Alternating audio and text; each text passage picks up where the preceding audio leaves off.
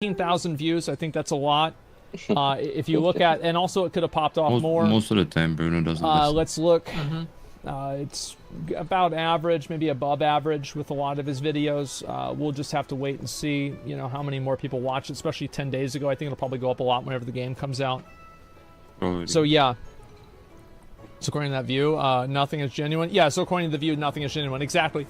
And so it's like, it's easy to say that everybody else is like a shill, something like that. But I think that whenever you're making like baseless accusations, like nobody on the Diablo team plays Diablo 2 or knows anything about Diablo 2, and like they're just working at Blizzard for the clout.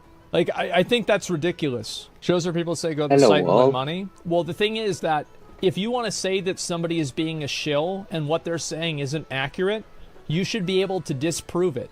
So, like, if somebody is saying something that is not true, if you're not a shill, you should be able to come out and be like, this is not true because of this. But that didn't happen. Because it's a baseless accusation. Assumes that developers are actual decision makers. Fuck off with that. Yeah, 10. Well, it also, like, assumes that he knows what they're doing. I'm not so full of it. All he does is sug my balls. Is that it? I don't know. I mean, as I said, I think that, I think that what he's done a lot of times in this video is he's basically taken his own opinion and then just, instead of saying I, said us or everybody in the community. Dude, I'm a Diablo 2 player and I agree with most of what he says. Cook my shit and roast me, but I'll talk about it. Let's see what you have to say. Yeah, sure. Let's read some messages here. He's speaking for Diablo 2 players. He's fully correct. Well, how do you know that? I mean, like, I don't think that, like, I mean, for example, like, I don't speak for the World of Warcraft community. I don't speak for anybody. I speak for myself, and there are people who agree with me. Right? You can't say that a person speaks for the community because they weren't elected by the community. This is just a person who is appointing themselves a speaker as of the community. I'm a Diablo 2 player and he doesn't speak for me? Yeah, and so it's like, what is this? Like, Curry never played Diablo 2. Diablo 2 PvP is the sole reason people play it too.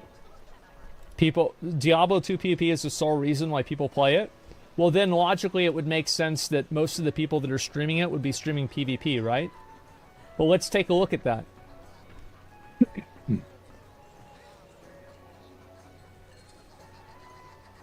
Do we see any PvP streams here? He's kind of hurt.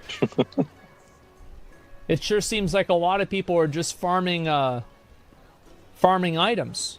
Control F PvP. Okay, it's a good idea. Find on page PvP. Okay, one of two matches here.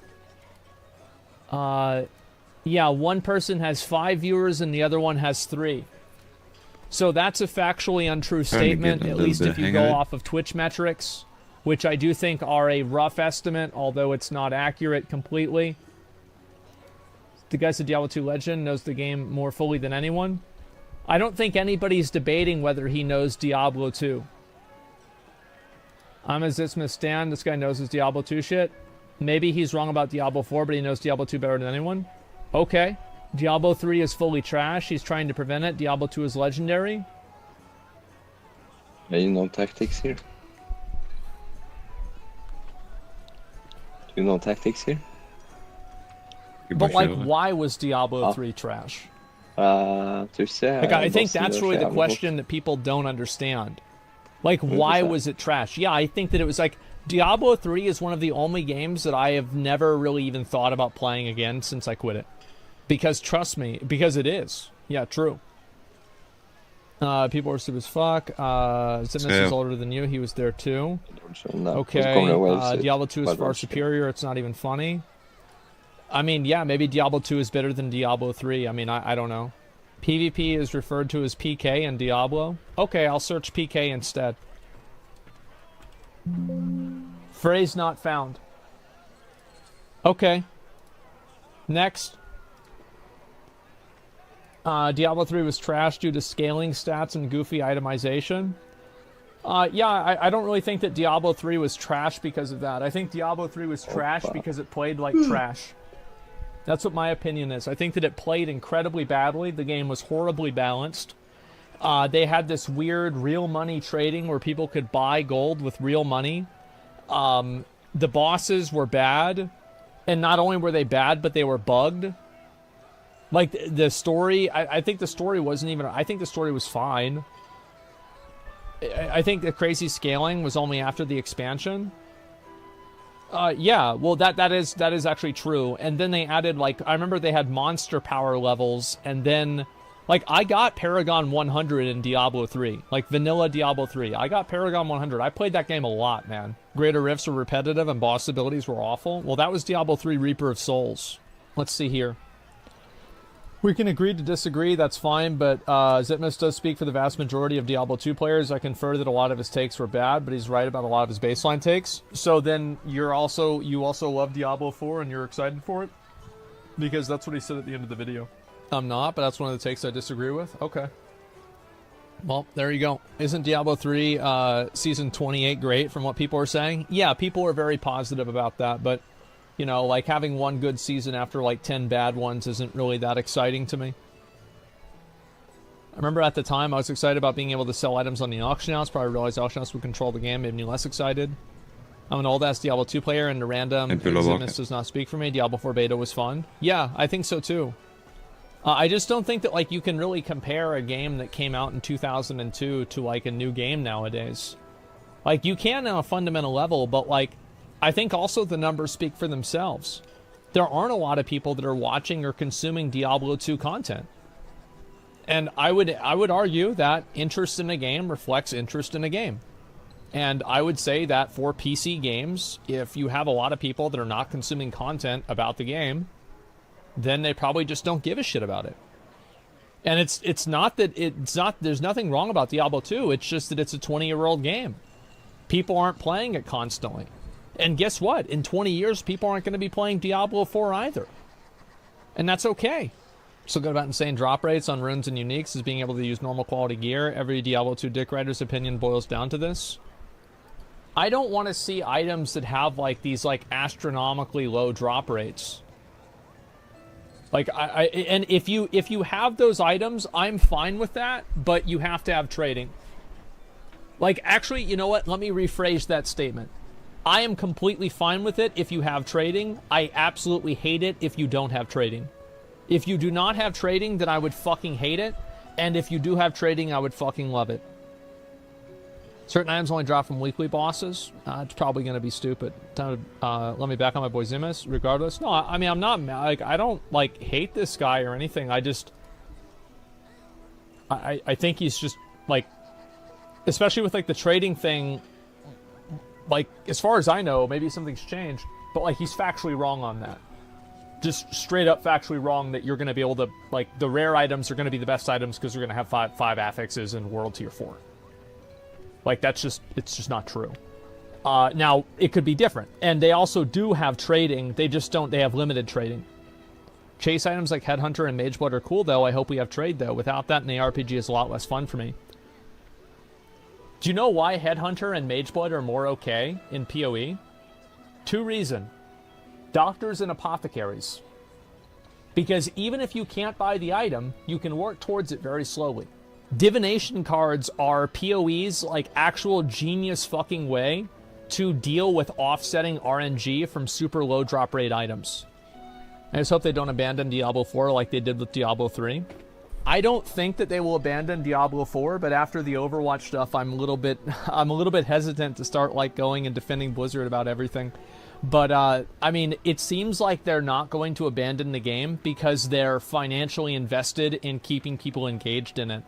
And, like, their entire business model is having people continuously engaged in Diablo 4. So if they don't have people continuously playing the game, they don't make any money. It's the same reason why, like, Honkai Star Rail was able to, release anime episodes for every character that they're doing. It's because the game's making a lot of money and they want to keep people engaged with it. After Overwatch shit, you should be worried about monetization of Diablo 4. Personally, like, I don't really care about skins at all, and I don't have a problem with any monetization that's an upfront cost. So here's the monetization that I don't like. Spending money on something that you don't know what you're going to get out of it. That's what I don't like. If you have a skin on a store and the skin is $35 and you buy the skin and you get the skin, I have nothing wrong with that. Huh? Okay, what? But I don't like loot boxes or gambling mechanics. If it's not a gambling mechanic, so gacha is fine. Oh, wait, you guys think... Are you on drugs or something? I wish. Loot boxes are okay if you can get them for free? Yes, spending money on loot boxes is what's bad. It's a slippery slope, but there's nothing you can do about it, to be honest. It's not a slippery slope. Introducing gambling mechanics into a video game made for kids is not... It's the same thing as, like... It's like saying that having sexual characters like Widowmaker in the game is like a slippery slope for Overwatch, like Rule 34 hentai being actual cinematics in the game. Which would be great, but that's not what's going to happen. It's not, no, that's just insane. There's an obvious difference between the two things. What's your point? My point is that I'm not worried about the monetization about Diablo 4. That. I mean... No one important died. Like, Blizzard doesn't really have... Like, Diablo Immortal is, like, kind of its own thing, right? It's, like, just some pay-to-win trash game, and everybody kind of knows that. I think even Blizzard does. But, like, Overwatch isn't pay-to-win. Overwatch has never been pay-to-win. World of Warcraft is... I mean, you could say maybe it's pay-to-win because you can buy, like, BOEs and stuff, but, like, really it's not. Diablo 3 is not pay to win. It was in the original game, and it's not in Reaper of Souls.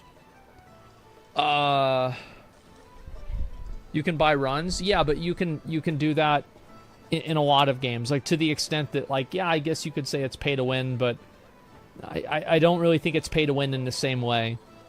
But sure, Quinn69 got top ranks in PvE just by buying BOEs in Shadowlands early season 1. Quinn69 also got top ranks in PvP in Season 1 of BFA. You know why? Because he's good at the game. He also got it in Legion because he's good at the game. Obviously, the BOEs helped, but it's not like you could give those BOEs to any random person and just have them succeed. Well, anyway, we're talking in circles now. I think the point is that, you know, obviously, I think that we are going to have trading to an extent. I think that we should have trading completely. I agree with him on this. I think to say that all Diablo 4 players or Diablo 2 players don't like Diablo 4 is obviously not true. What the fuck is it?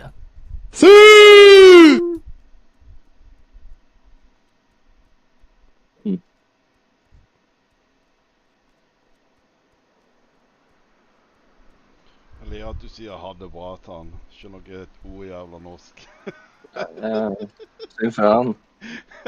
Til helvete å lære seg norsk. Gitt her en full gjeng med norske folk. Ja. Ha det bra. Hører hva jeg sier. Ha det bra.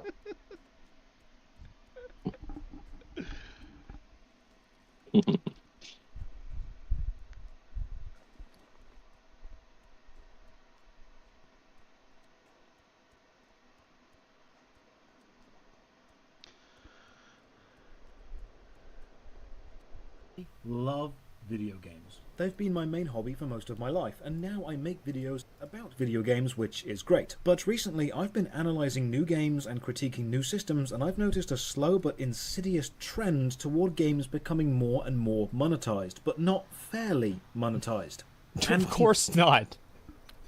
Because if they were fairly monetized, then people wouldn't want to buy them. People want to buy the unfair advantage. Player monetized. It's the feeling you get when you look at a battle pass in a game you've already paid full price for. It's the tiny slither of sadness when a game you want has different exclusive levels for different consoles, and you'll know you'll never get to experience every part of that game now. It's that... They had the same thing, I remember, with Soul Calibur in, like, the GameCube era. Like, the GameCube version had Link, and I think that the Xbox and PlayStation 1 had different exclusive characters, too. Like, this is not something that's new, but it's something that's much more common. cosmetic Designs. costing 1,005 gems, but the gems are sold in packs of 1,004. It's the knowledge that year on year, the microtransactions from FIFA Ultimate Team alone make more money than Elden Ring's entire sale run. It's the unfortunate... Let's hear that again, boys. Let's hear that one more time. Who fucking wants to hear how gaming is nowadays? Let's go. 2004. It's the knowledge that year on year, the microtransactions from FIFA Ultimate Team alone make more money than Elden Ring's entire sale run. It's the... Man. Fucking hell. Yeah, wow. That was wrong. It's depressing. Yeah, it is. The unfortunate reality of gaming after the marketing executives took over. And it's hard to explain exactly how or when it changed, but explaining things is what I do. So let's go back to the start of gaming and work out when this whole mess started. And then I'll actually pinpoint the exact thing, the specific design... Is it going to be the horse in Oblivion? I bet it's going to be the horse in Oblivion or something like that. ...choice, which makes new games We'll feel see. wrong. Welcome, I'm Josh Hayes. Let's work out what the hell went wrong with the monetization of gaming. As usual, a massive thank you to all the supporters on Patreon, Twitch and YouTube who keep the channel alive. More information on how you can support at the end. For now, let's begin. Let's go back to the 1980s and early 1990s. The video game revolution was kicking... Let's begin. Let's go back... I had this game on my calculator, and I would have people pay me because we had to clear our calculators every, like, Tuesday for tests, and I had 2 calculators, and I would have people pay me every Wednesday to recopy Asteroids and Doom onto their TI-84 calculators, and I would get like a quarter for it every single time, man. Those were the good days. Back to the 1980s and early 1990s. The video game revolution was kicking off, but home consoles weren't yet mainstream. Grind so never we went to stops, that's arcades. right. You put your money in and played a game, effectively making arcades the socially accepted pay-to-play model. There's no denying arcades were bloody expensive. I remember dropping way more than I should have done to complete Time Crisis, but while this was expensive, there was a very simple relationship between the game, the money, and the player. Pay money, get access to the whole game. Victory depends on your skill. Game designers knew it was a simple transaction, and they knew someone would simply play as long as they were able to, so they had to make the game hard so you would die more, and so pay more. This is why the Turtles... This is the best example of this is The Lion King on Super Nintendo. Is that the people that made it went on record and they said, we're sorry, we made this game so hard, so you had to rent it twice. Oh, 100%. Game I'm not kidding. Underwater bit. It's why House of the Dead bosses were damage sponges. It's why Ghosts and Goblins was everything that Ghosts and Goblins This was is. brutal. In the early days of home consoles, when people would rent games, we even called difficult levels blockbuster levels, designed to make the rental period longer, and so you'd have to keep renewing it. So I don't remember that term, but okay. why don't these money-hungry games make us feel the same way as modern money-hungry games? Well, it's because the trade of money for game was simple, and there was nothing... I think another reason why it was okay is because we were kids and we didn't spend all of our time thinking about it. Like, for example, now we always think about, like, all this stuff. It's, like, hyper-analyzed. And back then, we never thought about this shit at all. We were just like, oh, new game, buy game. That's it. There was no thinking whatsoever. It's unironically, ignorance is bliss. Insidious about the transaction itself. You knew what you were giving, and you knew what you were getting. And if you were to break down the design time of a game into a pie chart at that point, it might look something like this. Story, graphics, narrative connections between them, mechanics, marketing... I'm gonna be honest, like, except for the fucking Squaresoft games, this fucking pie part is not there in any of the other games. Like, there are so many of the games, it's like, you know, fucking, like, Duke Nukem. The president's been kidnapped. Are you a bad enough dude to rescue the president? Let's find out. There it is. All right, that's it. That's all there is to it. And maybe you hook up with a girl in like the third level, and that's it. What was the first arcade game you ever played? I played Gauntlet. That was my first ever arcade game that I played. I played it at Chuck E. Cheese, and I was so young that I would shoot the food with other people that would play with my mom and I. And I could use the excuse that I was so young that I didn't know what I was doing. But I did.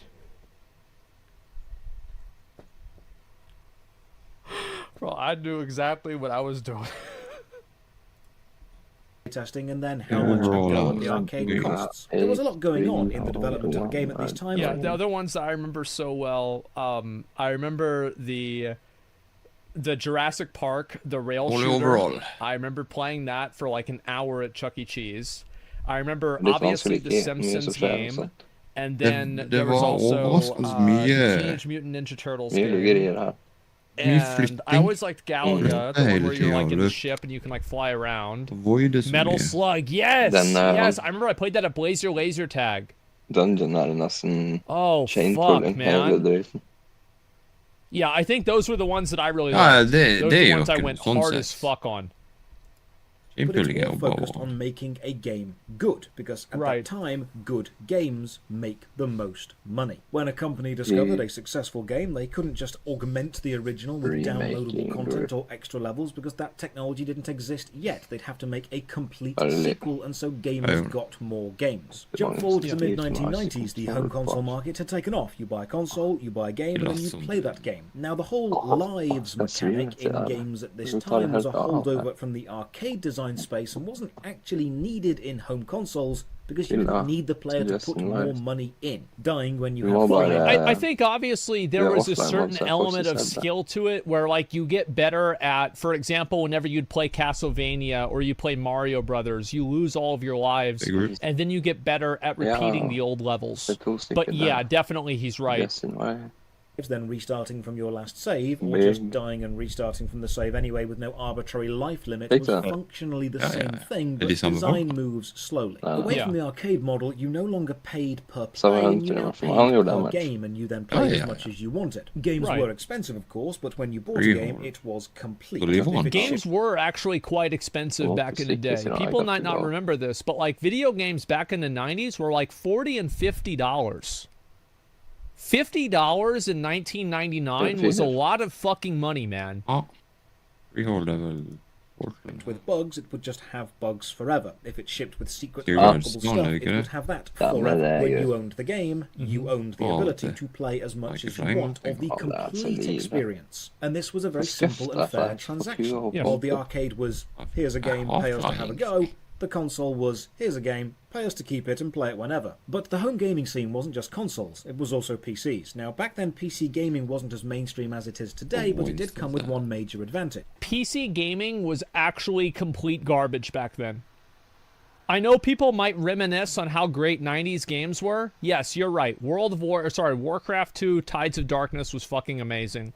But you fucking forget all of those games that were sitting there in the Circuit City bargain bin, and they didn't even, they should have been in the fucking garbage. They were so bad that you would play them, they wouldn't load. My mom would always say, like back in the 80s, whenever she'd try to buy a new game, it was like 50-50. If you buy the new software, if it works or not, then you have to call IBM and figure out what's going on, and then it doesn't work, and then it's like, well, you know, it is what it is. So that's what happens, man. Like I've had that happen with I think I had a Duke Nukem game had that, but it's like before I think the turning point was whenever they started selling the games in the big boxes like this. That's whenever the games Wow.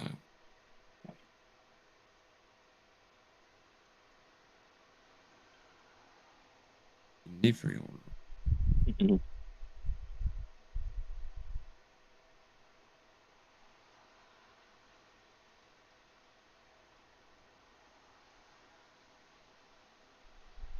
Ja, ta han. Det er full mailgruppe. Ta han. Fuck it.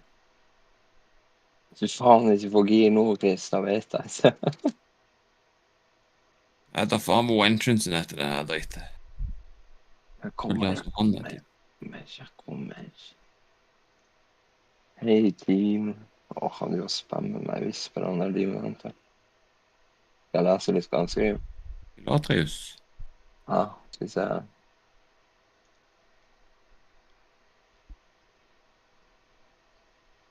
I really love ya, even sometimes I remember you in real life, and the reason to log in WoW. Since Jonas plus WoW are connected together. Yeah, you have been A lot of keys, so glad to hear. Man, I cannot enjoy and relate to the game without friend guild. Damn, pug, haha. Hva faen skal jeg skrive svaret til alt det her? Nei, du spør godt. Are you back on WoW now, bro? I'm glad to see you on... Da sier du ikke er singel lenger. Fuck off. Sorry, I don't do trannies anymore. Det stemmer nå. Ah, tusen takk. Det er allerede.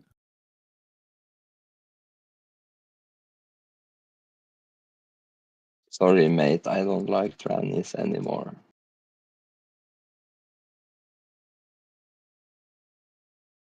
Gi meg 2 sekunder, jeg må på do. Ja, men da går jeg også på do, Chris. Ja, gjør det, du. Takk. Hev det, du. Hev det, du. Du er tenkt.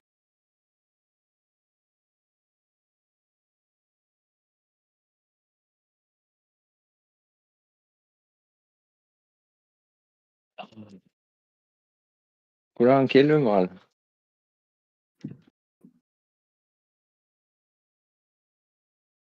Er han Killumal her?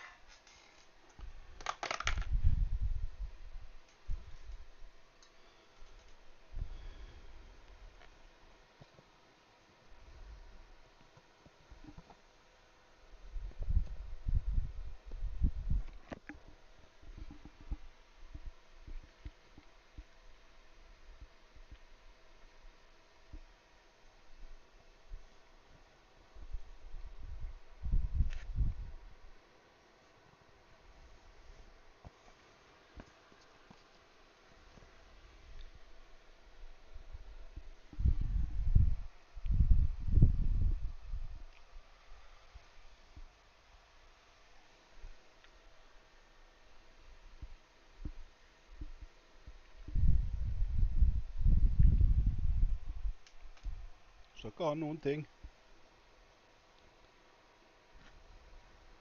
Jo, litt gi han noe. Jævla katt. Gi det jo Monstermann. Sitter og tigger jævla dritt. Ja, Monstermann må jo få også. Han kan bare bruke Er det i Pussy? Mm. Ja, og Pussy må jo få. Faen, men nettopp fått mat, vet du. Ja, hun vil jo ha mer. Om faren. Tydeligvis. Ja.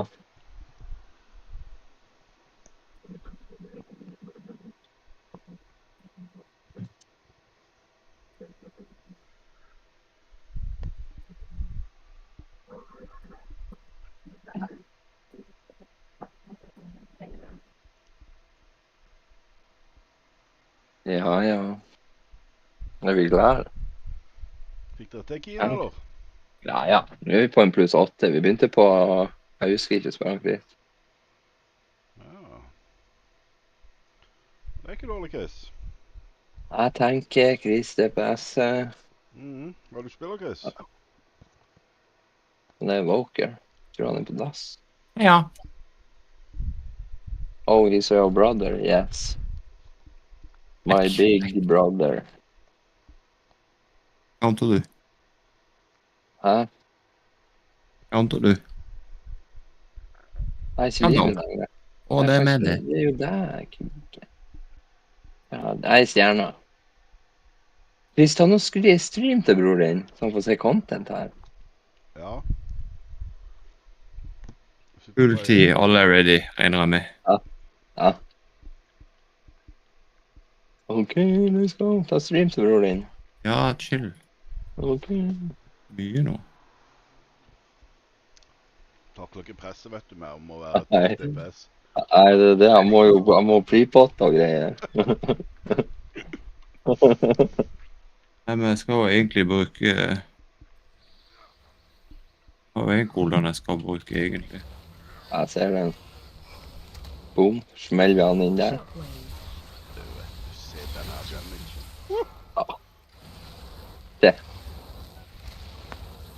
Satan, vi pumper. Chris, han var...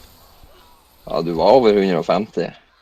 Watch your step. Hadde du ikke... Alt ble faktisk helt fucka. Ja, jeg vet. Det var Absolutt min alt skyld. ble. Det var min skyld, unnskyld. Watch your Det var step. min skyld. Det er 100% min skyld. Watch your step. Og vi tok med litt ekstra her, ja. Shockwave. Ja, men det går jo greit. Vi må fokusere enforcer, og han må vi drepe fort om faen. Watch your step. Han marker med skull. Og han må du gjerne poppe kulene på hvis du vil. Watch Det er your gjort. step.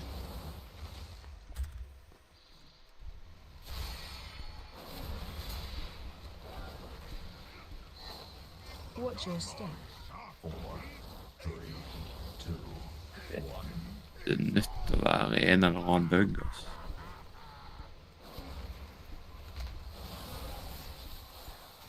Watch your step.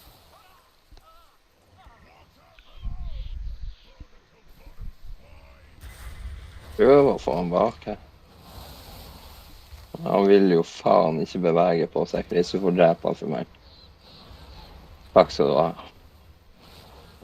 Watch your step.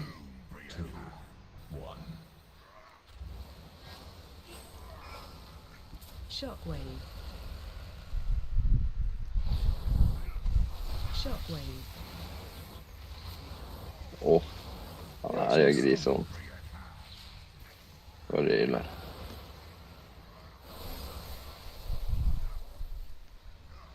Shockwave.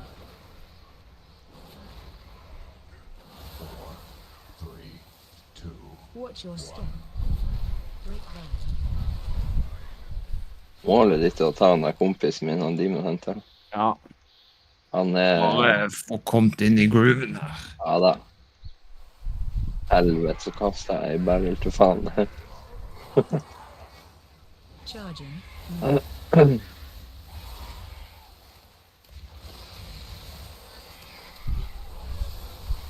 Phase 2. Break that.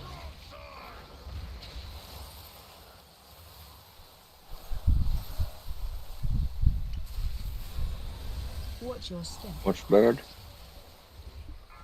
Oh. Det går bra. Watch your feet.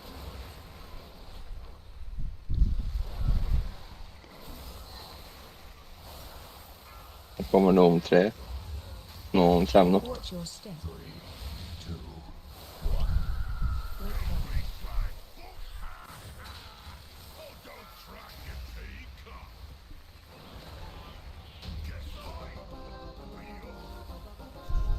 Ja, for det ser ut som... Å,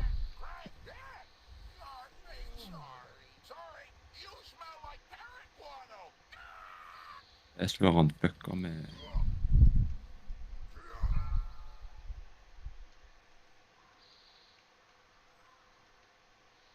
Shockwave.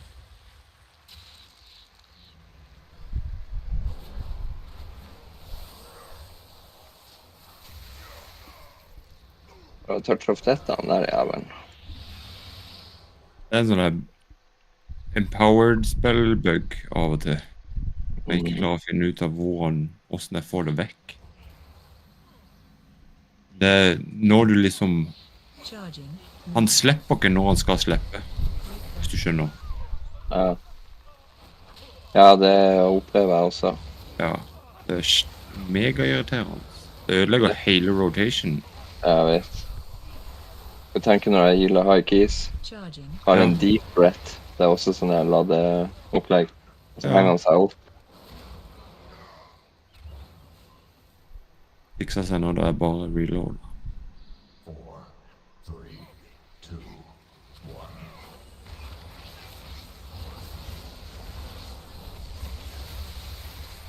Watch your step.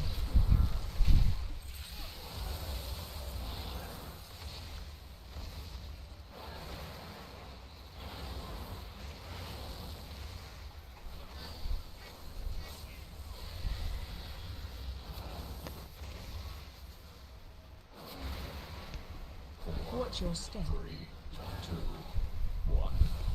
Break right.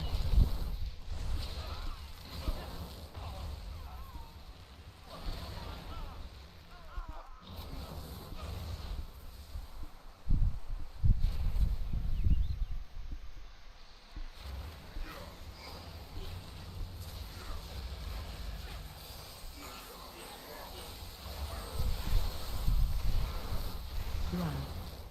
4, 3, 2, 1. Vær så god. Break right.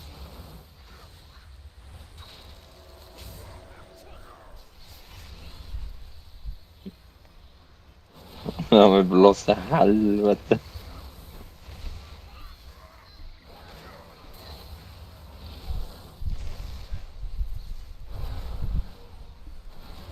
Har du kul hans? Har du kul hans? Ja. Kjører vi boss? Target you.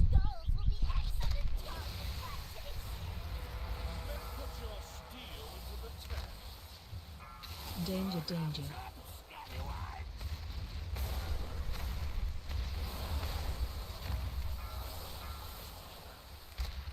Change target.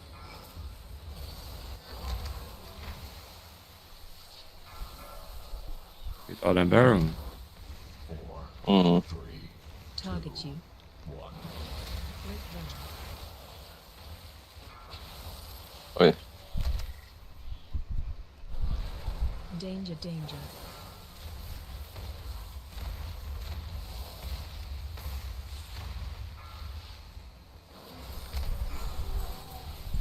Target you.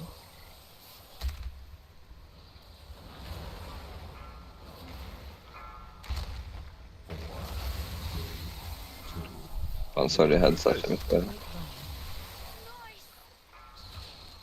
Change Sorry, Gjør du? headsetet mitt. Ja. Har du spilt som healer òg? Ja. Så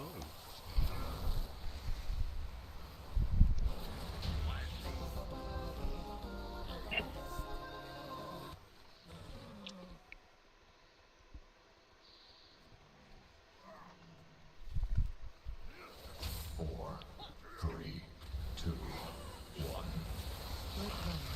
Watch your step.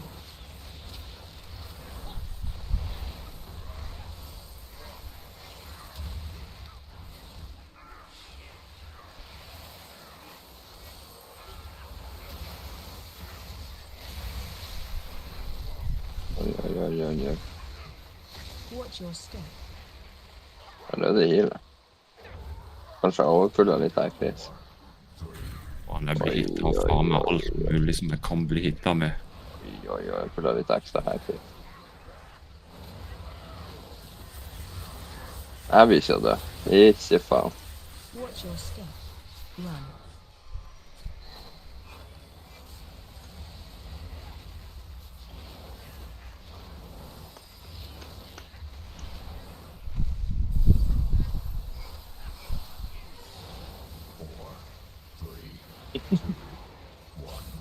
Ja. Break right.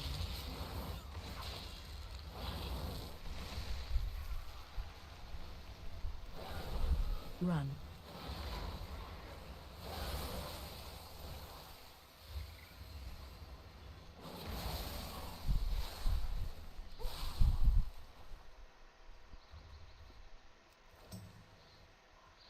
Faen, alt som kunne treffe meg, traff meg der, det, Jonny.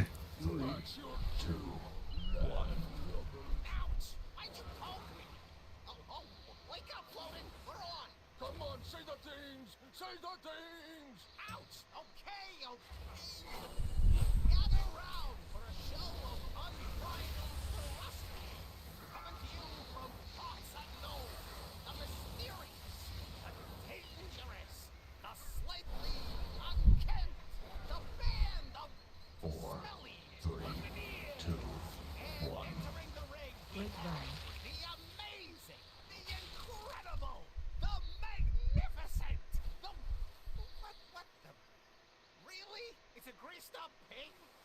I'm beginning to think this is not a professional setup. Oh well, grab the pig and you win.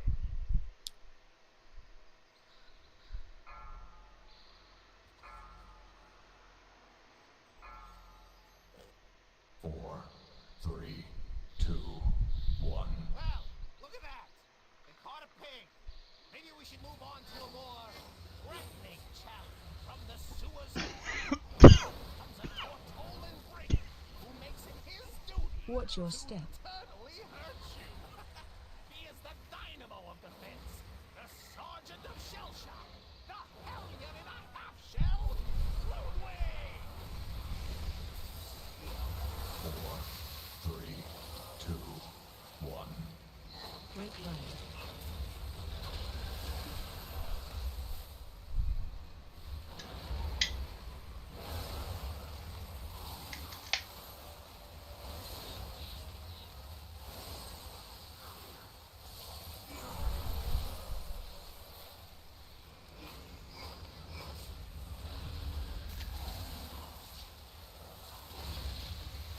Four, 3, 2, 1.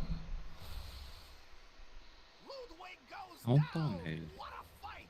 These smelly buccaneers are resilient, and they better be Bara fixar lite procent medan vi väntar. the epitome of Mm? brutality. Han bara fixar lite procent medan vi väntar. Aj. The three-hole fanatic, the master Det är fan mig nog 10 sekunder innan till bossen spawn. the powerful pugilist predator, 3, 2, 1.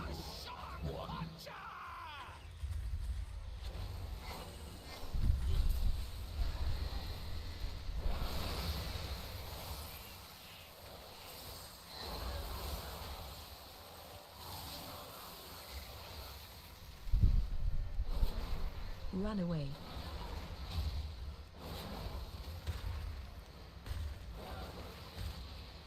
Run. 4, Watch your feet. 2, 1. Break run. Watch your feet.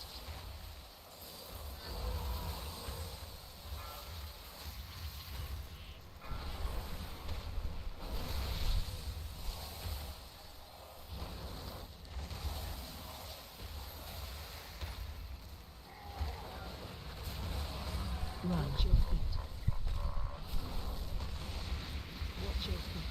4, 3, 2, 1. Break run.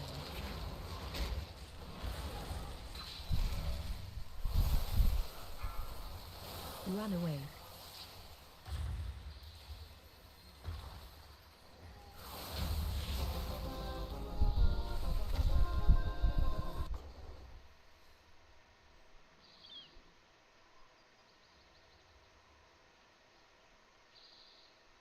Four, 3, 2, 1. Gjorde du den countdown, Jonny? Mhm. Var den kommer från? Hela tiden 4, 3, 2, 1. Jag vet det. Jag hörde det. Det är den affixen som är. Watch Är det? your step. Mm. Shockwave.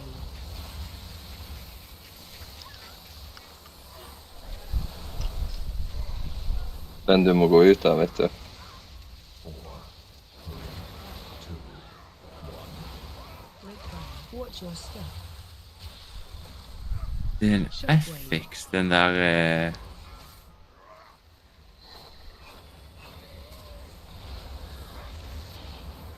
Entangle Roots ska jag? Ja. Ja. Den må du gå ut av, hvis ikke blir du stønna. Det er derfor han Ja. har fått den. Da skjønner jeg jo litt mer. 4, 3, 2, 1.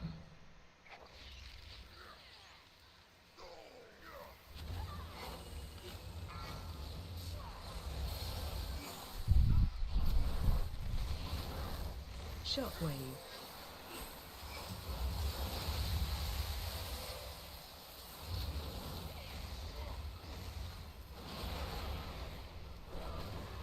Think you can stand against me, swine? 4, 3, 2, 1.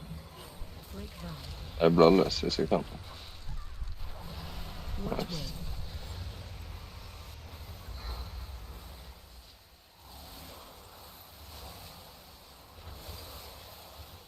Equate these scallywags with our heavy guns. Watch wave. 4, 3, 2, Run. 1. Phase 2. Run.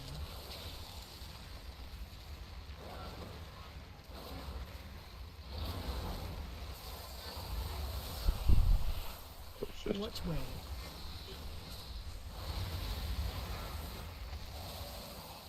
Watch your step. Acquaint these scallywags with our heavy guns. Swamp the deck with their gizzards. Run. 4, 3, 2, Watch wave. Grapevine. Phase 3.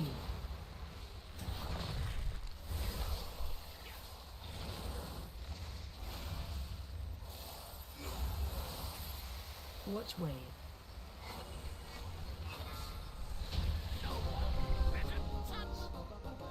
Sånn, Chris. Ja, det var et mareritt. Hva er det? Fytti grisen. Nå har du gjort alle FX-ene. Det er det samme FX som det er i en 25. Ingen fikk noe ut heller. Det er jo... Man trenger ingen. Oi, se der, eller hanskene.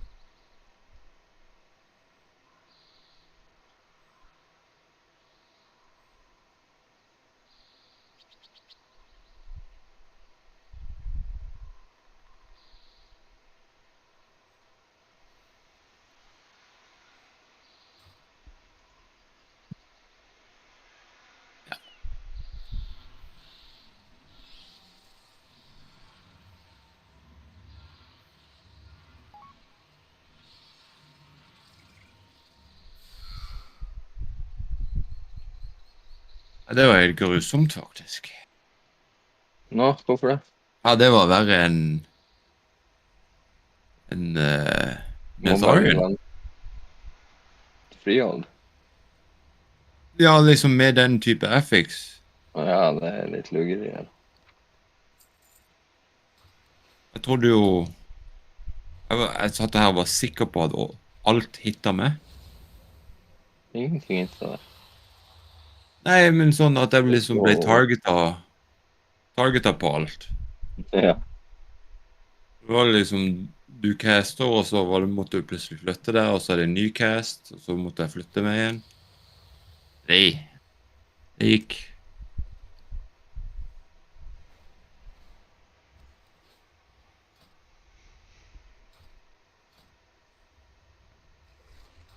Jeg synes det var gøy. Ja, det var det. Det er det samme som... Eneste forskjellen på det her og en 20 er... Vi skal jo ikke i 20 nå, men... Ja, ting har jævla mye mer liv, og du må planlegge interruptene litt mer. Ja.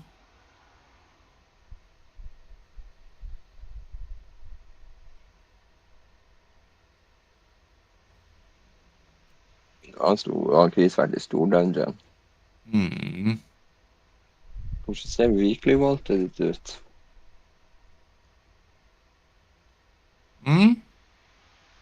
Hvordan ser weekly-valgtet ditt ut?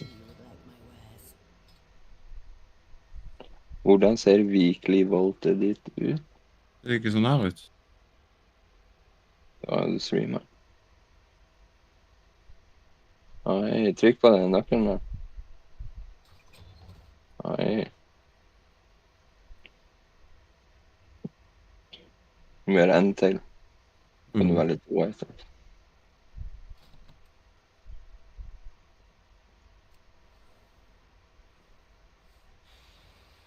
Rått.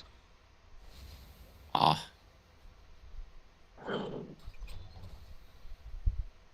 Oi, oi, oi. Det er en fin den. Den er god.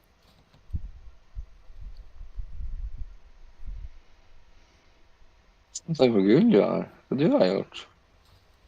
Har du farma? Bare selv pets? Farma pets. Ok. Kan det meg også gjøre?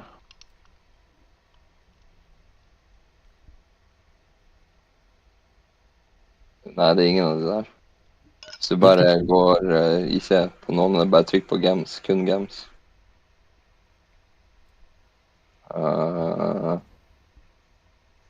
Lenger ned, den er grønn farge, quick, Ismerald. Der er en type.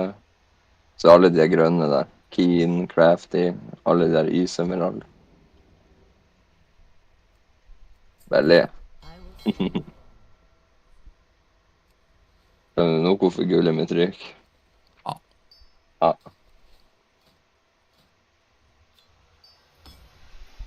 Det er bisnek. Kan aldri tro. Krittmester. Det skulle ha vært heismester. Ja. Kan kjøpe 2 til games med den da. Ja, jeg vet det, men det er liksom... Samme med det, jeg kan oppgradere den nå, men er det vits å waste de her Nei, jeg hadde ikke gjort det. prestsene på ting som jeg vet jeg kommer til å bytte ut snart? De lave, ja. Men de du får fra pluss 10 og 15, nei. Men de lave der får du jævla mye av.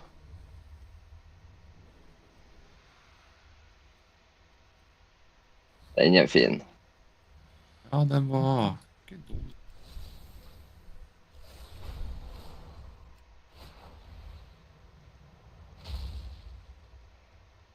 Looking for something in particular?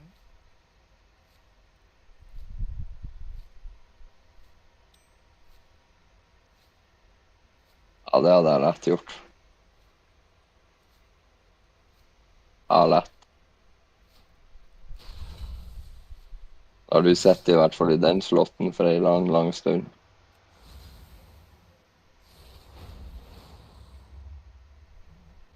Ja, det er practice. Egentlig bare se.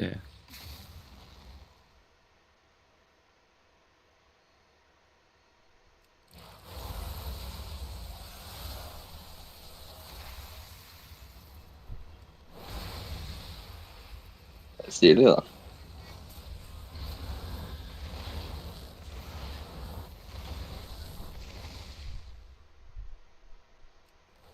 Når jeg har sett han der kompisen min, Walker, med spille, den flammebretten du har, han tar bare til en sånn dun. Ja, det er liksom, det var det jeg sa i stad, at noen sier du skal bare gjøre en, men noen sier du skal gjøre alle. Det kommer an på situasjonen. Ja, for det er noe sånn, du skal ha den dotten, ja, for du skal ha den dotten på targetene dine så lenge som mulig. Så derfor skal du på en måte bare gjøre sånn. Så når det er så mange targets, så skal du gjøre den full. Så står du egentlig bare sånn. Egentlig det du gjør. The Pyre. Når du får stacks opp igjen. Så er det bare tilbake igjen her. Kult. Ser jo jævla fikk ut da.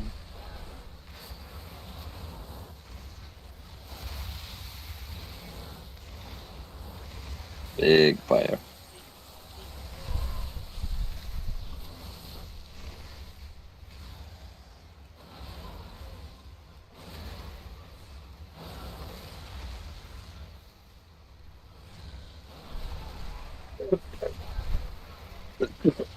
Oi.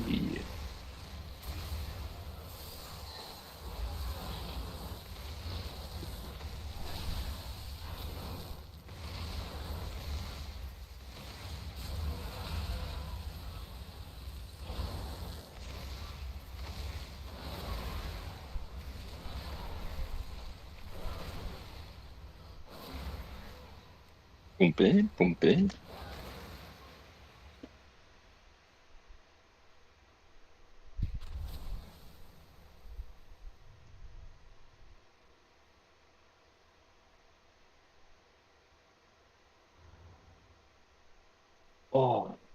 Sånn åpninger er... Hvor mange targets er det? 1, 2, 4, 5.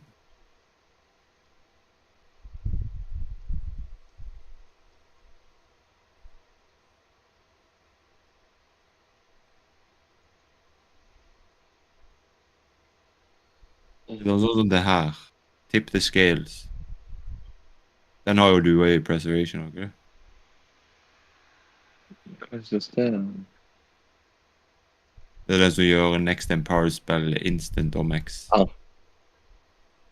Den bruker jeg på flamebrett. Ja. Og den skal du liksom, den pre-caster du når du setter keyen inn, ikke sant? Og da får du 2 av den. Hva er det sær? Ja. Det visste jeg ikke. Og du precaster den. Det er litt sånn som med Demon Hunter og Metamorphosis. Og det er jo fette sykt. Precaster den, ikke sant? Sånn at når du puller første gruppen, så får du den. Så er det den. Så er det den. Så er det egentlig bare Pyres. Du sa hvor broken det er. Det er jo ikke mange kiser vi kunne ikke ha blitt lite på grunn av kunne ha gjort det. Oh my god.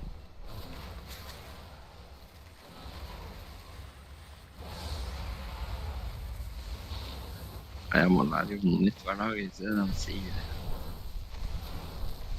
Gutta boys.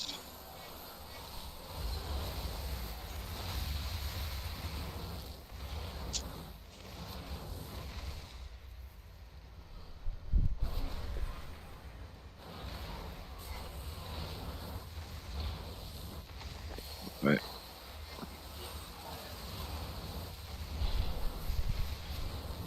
Ja, det her skulle du ha smakt på. Hva skulle du ha smakt på? Nei. Ost og skinkesalaten har foran deg. Ja, sinnssykt. Jeg har faen ikke smakt gulost på 2 måneder nå. Ost? Så du kan ikke ete?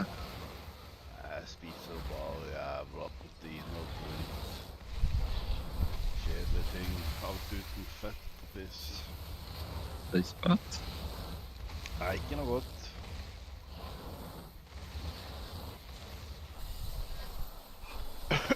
Ost er vel kanskje det jeg savner mest. Jeg tror mye av grunnen til at jeg er en feit jævel er fordi jeg er jævla glad i ost på alt.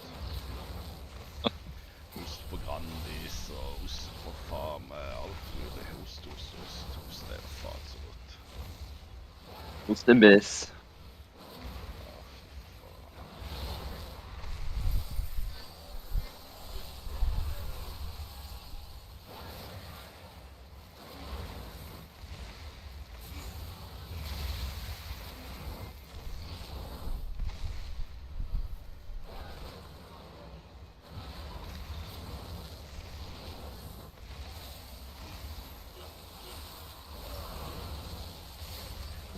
Pumper. Grispumper.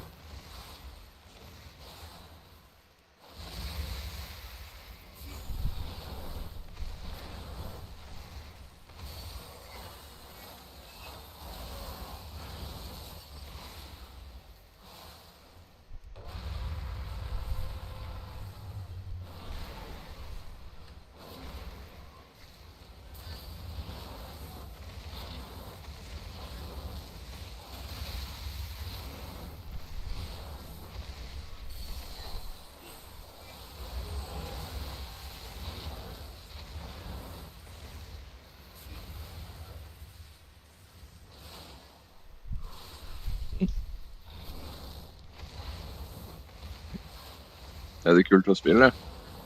Ja, jeg synes det. Jeg liker jævlig å spille Evoker, jeg synes det er kult.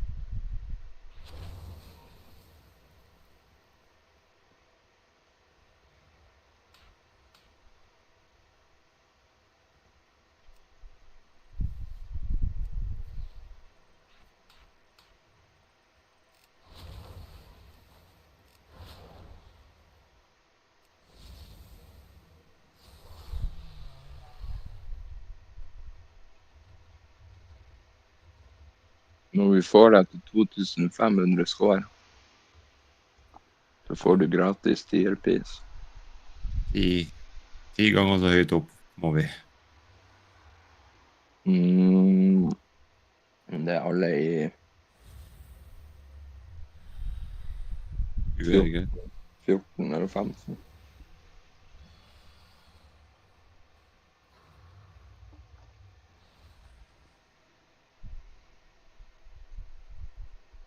Nei, sorry, Chris. 2000. Ikke 2005.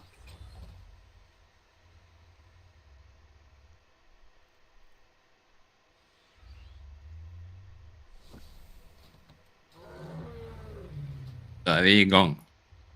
Det her også.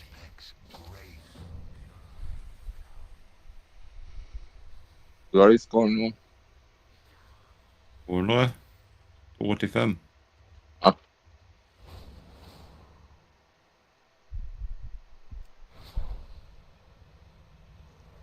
1700 to go. Ja. Det går fort. Ja.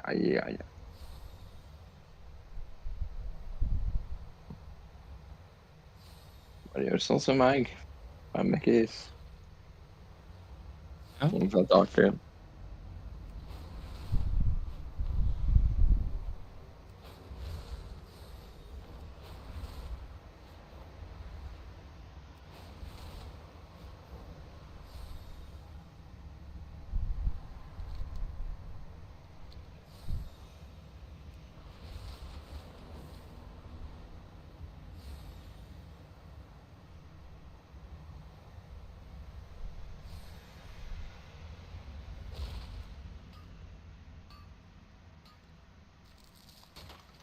Og mener det? Yes, sir. Å, satan. Hva du mener etter? Alt. Egentlig bare primals. Fett. Hva spiller du det? Du bruker det til noe? Jeg har egentlig ikke bestemt.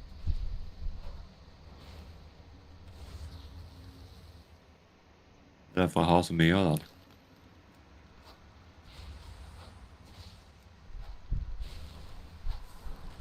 Ja, man benefitter jo ikke noe av å ha professions lenger. Det eneste er jo sånn som alkemi, at du har lengre flask og sånn. Det er mest for å tjene gull. Ja. Det er litt kult. Du tjener jo egentlig ganske mye på å være blacksmith og sånne her ting. Nesten alle klasser velger å lage våpen. Ja.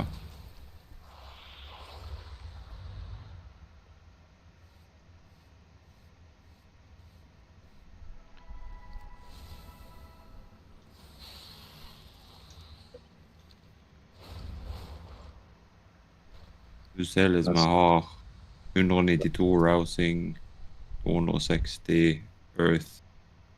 Hvis jeg ikke har de der decay, men de får du kun her.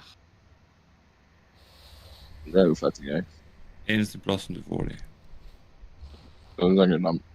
Ja. I can't breathe. Så du kan dem svindyr på av. Ja, det er det.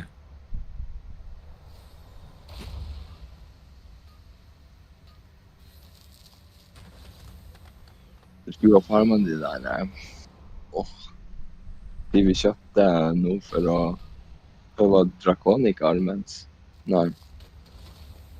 Hva faen var det? Det som var så jævla dyrt nå når vi craftet.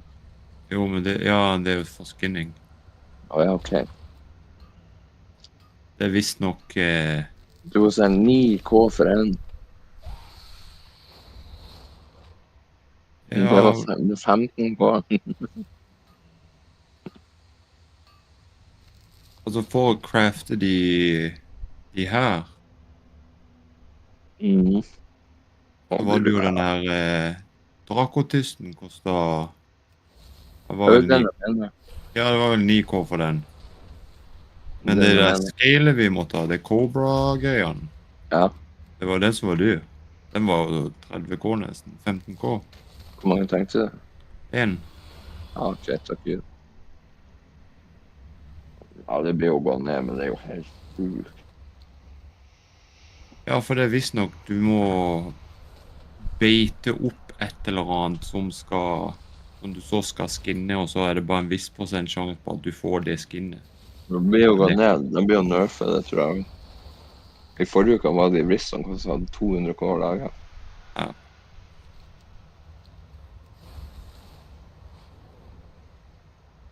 Men det var også på grunn av World First Race. Det var altså jævla mye mer overpris.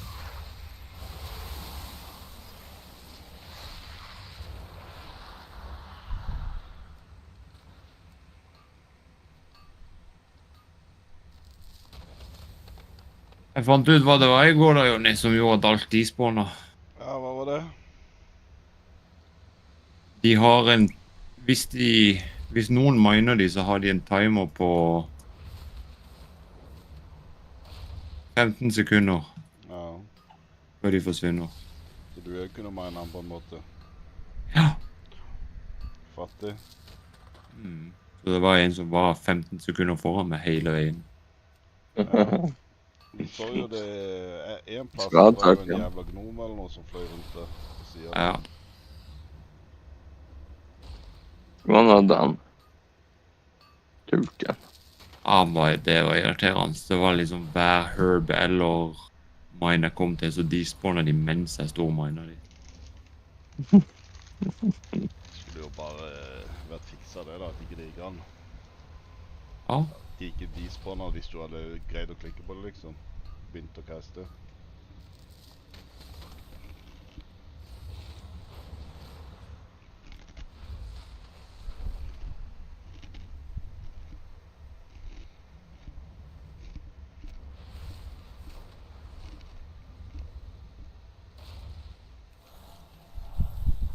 Fet mount av det der, Chris. Det er kult. Ja, der er jo med. Ja, det er jo med.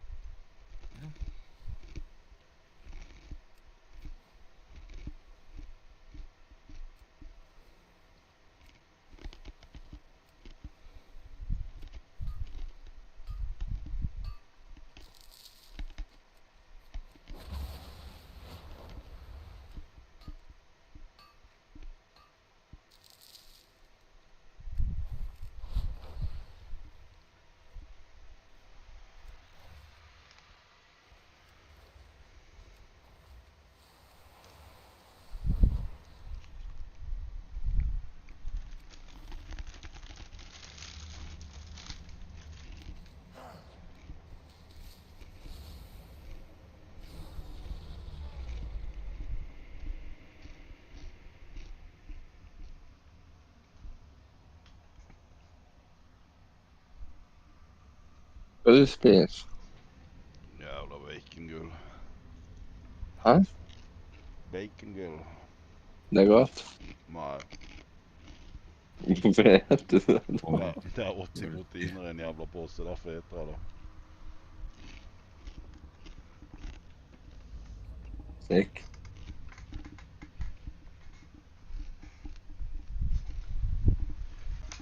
Jeg har spist nok ting som er godt i livet mitt, vet du. Det er derfor jeg er så feit. Ja. Noen må jo være det også. Må man egentlig det? Jeg vet ikke. Ta seg litt sammen. Ja. Jeg er feit på feil plass, vet du. Ikke i luren, altså. Skulle jo vært feit rundt pikken. Ikke rundt Ja. magen. Du kan jo ønske en av henne sliter i andre og se hva som går bortest. Tenk om det var sånn vi la på oss mannfolkene, hæ? Vi bare fikk en større kuk. Ja, det går jo. Du har penger nok. Finnes operasjoner for sånn. Ja. Jeg tror det går greit. Ja.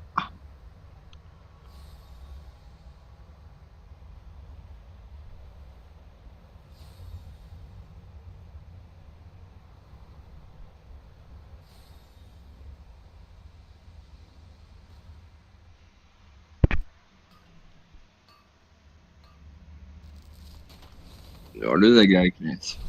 Det er som en iransk farmer her du flyger rundt. Feeding your family.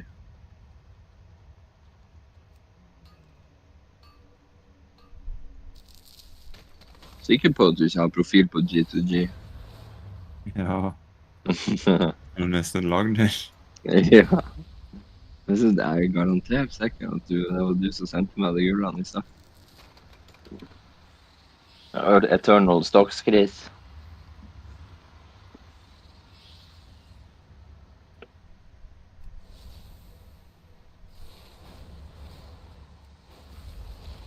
Med deg, Lilly.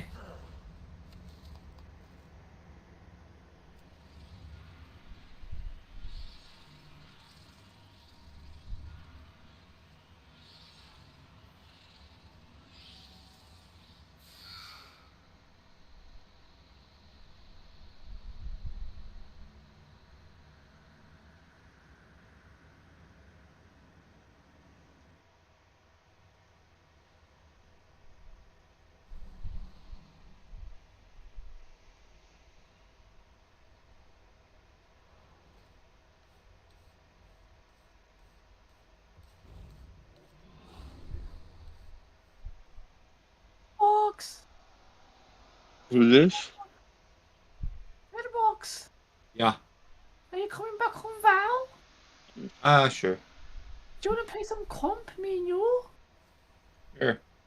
Okay, come back. Thank you. Bye bye, guys. Yeah, Missy, who was in Paris?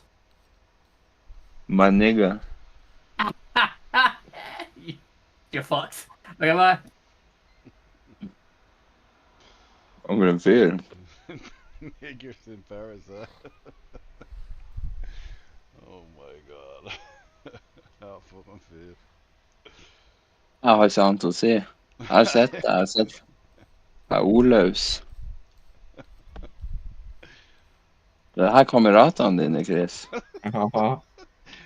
Tenk på meg da, som først må liksom sitte og høre på Jonas-Eldaen, og så kommer faen til meg. Ja, fy faen, du synder deg. Fy faen. Ja. Du er bra høytålig at noen kvelden kommer derfor ut av tidlig kveld. Jeg skal legge meg om en time. Det ser du, det er nok fra en gamle far. Å, fy faen.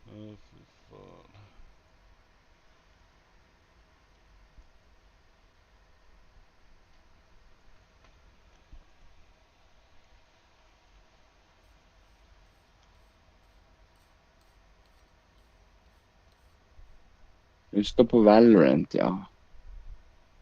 Nå har jo du sånn wow-aim, Chris. Det blir jo aldri å gå bra. Nei, det er sant, det.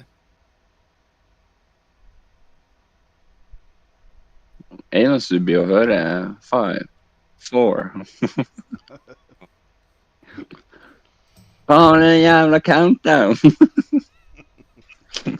Jeg skjønte ikke hvor det kom fra. Da går det flyt. Faen, den jævla countdown! Ja, det var gøy.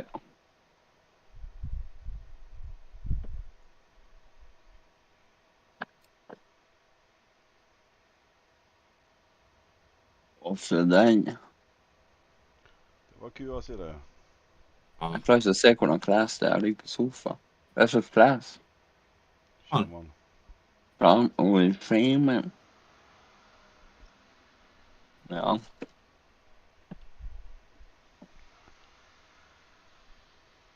Ja, men da har du sånn 3-4 DPS-spills og 30 andre spills.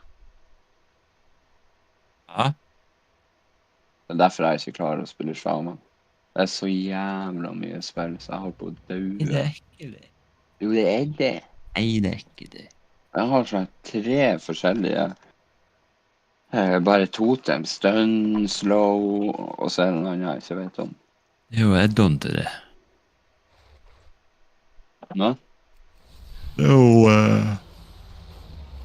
Du får deg totem add-on, som gir deg for eksempel liksom en liten action-bar her som du bare trykker på, og så... Ja, det går jo. Velger du liksom Earth, Air, Det er så herlig. Fire... Jeg spilte jo en topp 100 guild i BFA. Jeg var på resultatet. Men det var... Uff. Det var pain, ass. Det var Chain Heal Simulator 3000. Ja, som healer så vet jeg ikke, men som DPS så er det liksom, du har Storm Strike, Lava Strike, Frost Shock. Du er en Hansman. Ja, Mm. og det er egentlig ganske simpelt, da står du egentlig bare og... Du trykker bare ikke på prox. Nesten.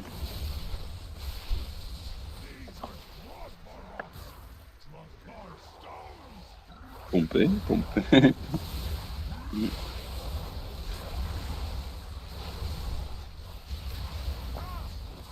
Fy faen hvor mye bedre grafikk du har enn Merkis. Det var sånn 3 ganger så bra. Det her spillene hadde jeg aldri sett.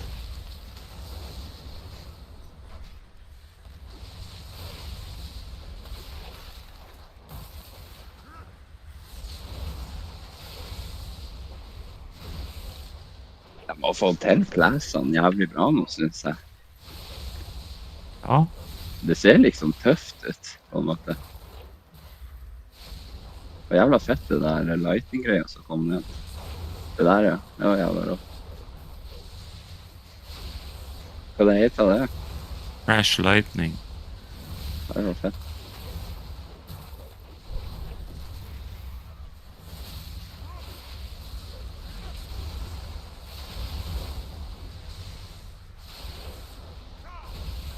Du står bare sånn her. Ja, det er litt mer enn det i en mytikbussen her, tror jeg. Det er så mye man må...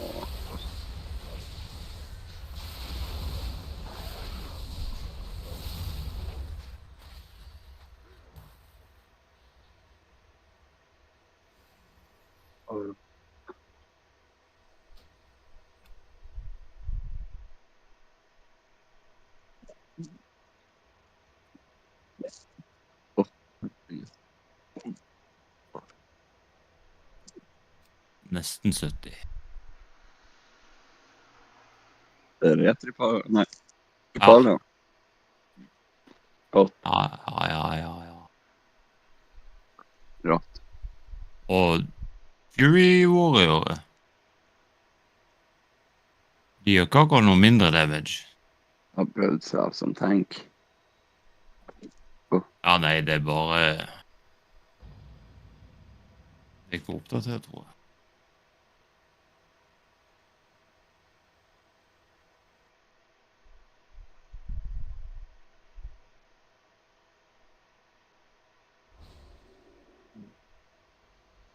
Fury Warrior, det er Button Smash Simulator 3000.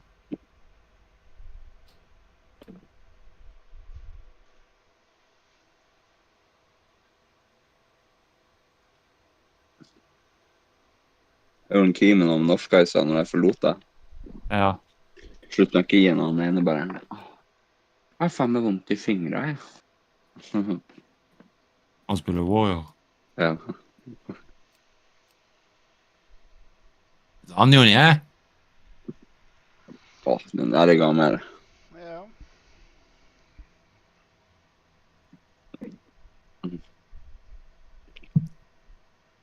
Det er jo den og Magen som er gullet. Det er det. Det er gull. Hvor er Magen? Der, ja. Sånn her. Petter og... Dette, det er vel... Nei. Magen er vel den som har vært på kontoen sin i starten. Ja, Magen burde tatt med nesten hvert. Ja, men jeg vet ikke hvordan jeg spiller det lenger. Nei, det har endret seg sykt. Ja, det er det det har. Det er blitt noe helt annet enn det var. Du bruker jo ikke frostbolt lenger. Som frostmail. Nei, det er vel... Altså, frost er veldig enkelt. Ja, det er 2-3 buttons. Og der er det... Du blisser da, og så står du egentlig bare Icelands. Og frosten over oppe. Icelands. Ja, that's it. Det er liksom det du gjør. Det som er med frostmage, at du må hele tiden chainpulle. Så ikke blir han sur. Jeg vet ikke hvorfor. Sånn som Fire, det har jeg ikke klart å spille siden Burning Crusade. Fire er 3000 IQ. Ja, det...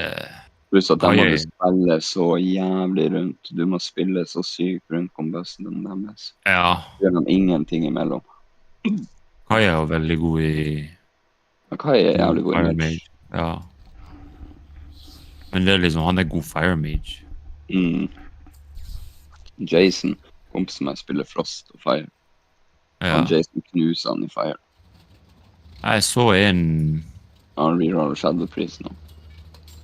Jeg så en Arcane Mage når jeg gjorde de her 5 Heroicene. Holy shit, og jævla mye damage han gjorde. Ja, Arcane Mage er meta. For singelplager. Det beste du kan få. Det er jo en holy DK med army oppe. Det beste DPS-en akkurat nå.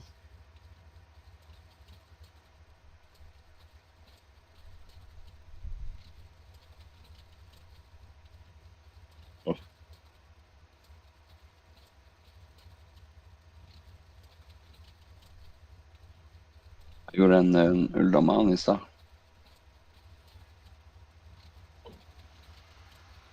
Chris. Ja. Var en warrior i gruppen min 440 I-level. Å, satan.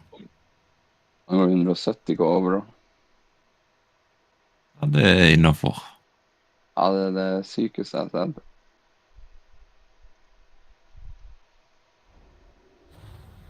Fury Warrior.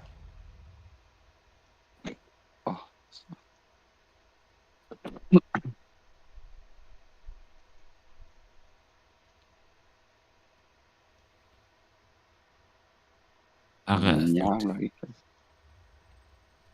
Sub på den her. Sub gjør mest damage. Jo, men det er jo så braindead å spille. I hvert fall i Mythic. AoE er jo kjempeenkelt. Se her.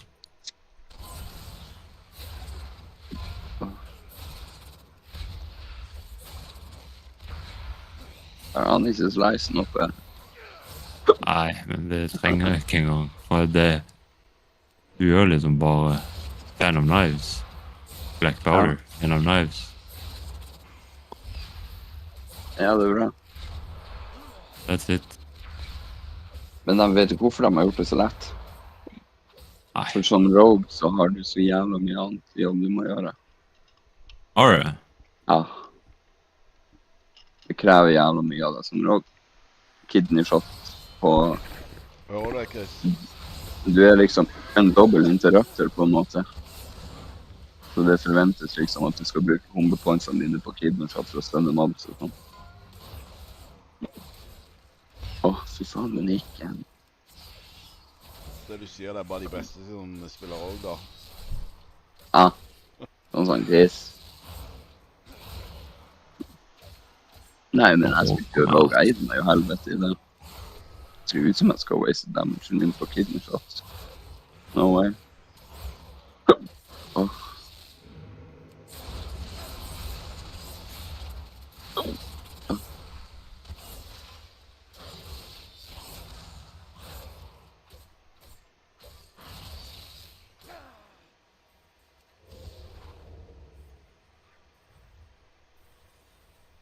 Da var det 2 flash powder gone.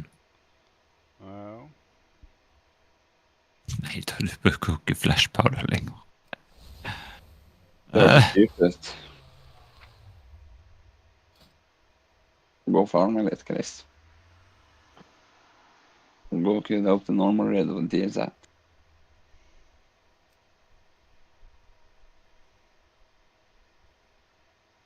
Kan du faktisk lage den? Det tenkte jeg på. Hva er det for noe? Kanskje det er no orders on the leatherworking iron. The Isles have awakened. Ja, det er der borte. Do it, do it.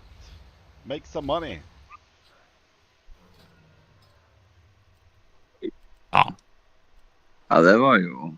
det var ikke mange. Ingen? Nei. Helvete.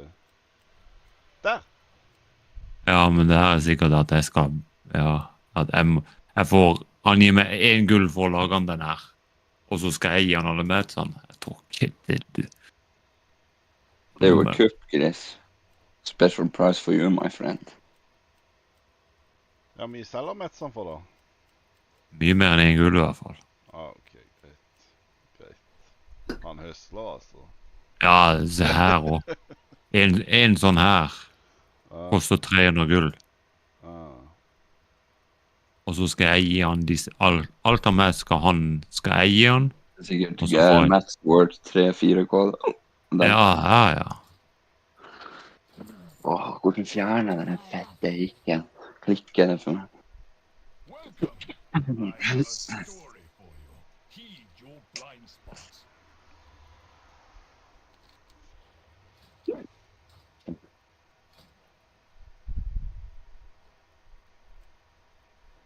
Nei, jeg får bare koke meg kaffe med litt ekstra helmelk. Funker det, vet du. Helmelk er det beste som finnes. Ok. Ja. Drikker du bare rett fra kartongen, eller? Og det er også kaffe. Faen, jeg bor her alene. Det kommer litt an på.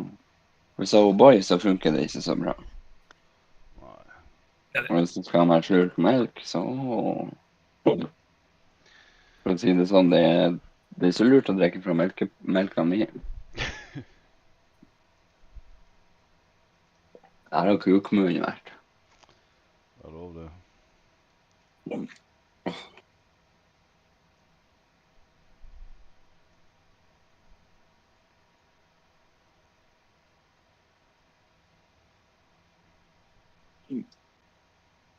Chris, by the way, med riktig en chance og sånn, så har du i hvert fall 5 KD passing, Chris.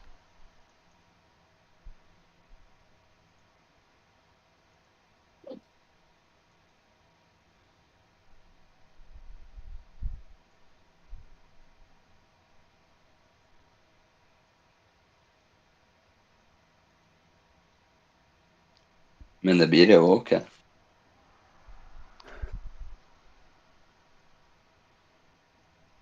Tror han har gitt opp hele vår. Han har gitt opp meg. Helvete som han skuke. Flette meg i dungeon. Hold faen på å svette meg hele her.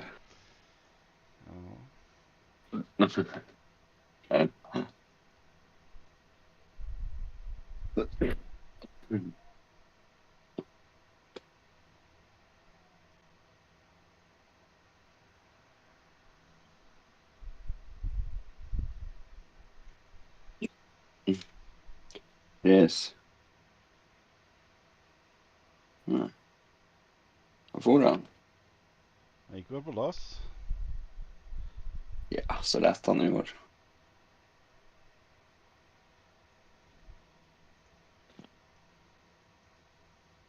Jeg vil tippe.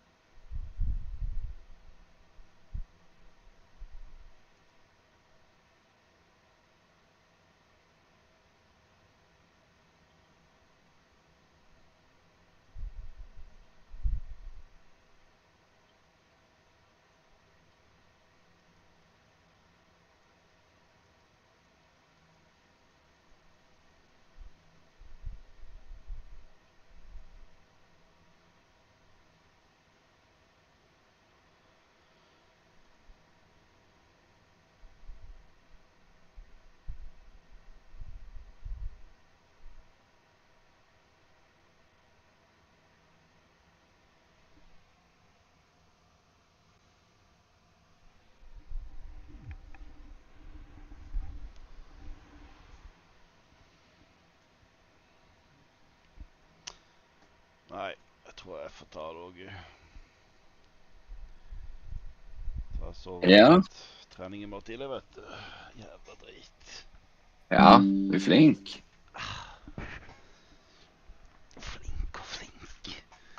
Løfta litt vekk da, vet du. Er det så jævla tungt. Getting some gains, bro. Ja, det var jo det.